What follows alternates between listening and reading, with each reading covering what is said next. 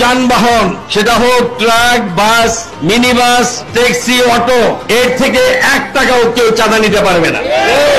প্রথম, রাস্তাঘাটে হকাররা ক্ষুদ্র ব্যবসা করে এবং সরকারি জায়গায় হয়তো একটা টঙ্গল করে তারা জীবন জীবিকা নির্বাহ করার জন্য ব্যবসা করে, সেখান থেকে কেউ 1 টাকা চাঁদা নিতে পারবে না। কেউ যদি চাঁদা নেয় তার হাত ভেঙে দিতে হবে, পা ভেঙে দিতে হবে।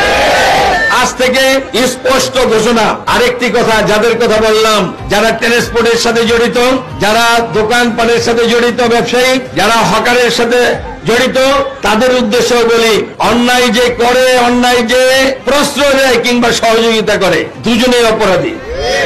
কেউ যদি চাঁদা নেয় আর কেউ যদি চাঁদা দেয়, দুজনকে শাস্তির ব্যবস্থা করা হবে।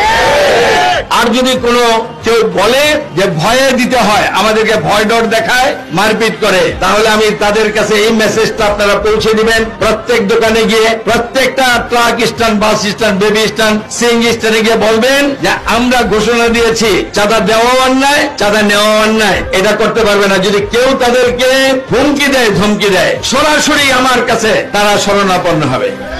কে আমার কাছে কার কথা বললো, এটা আমি আর সে আর আল্লাহ ছাড়া কেউ জানবে না। ব্যবস্থাটা আমি গ্রহণ করে ছাড়বো ইনশাআল্লাহ।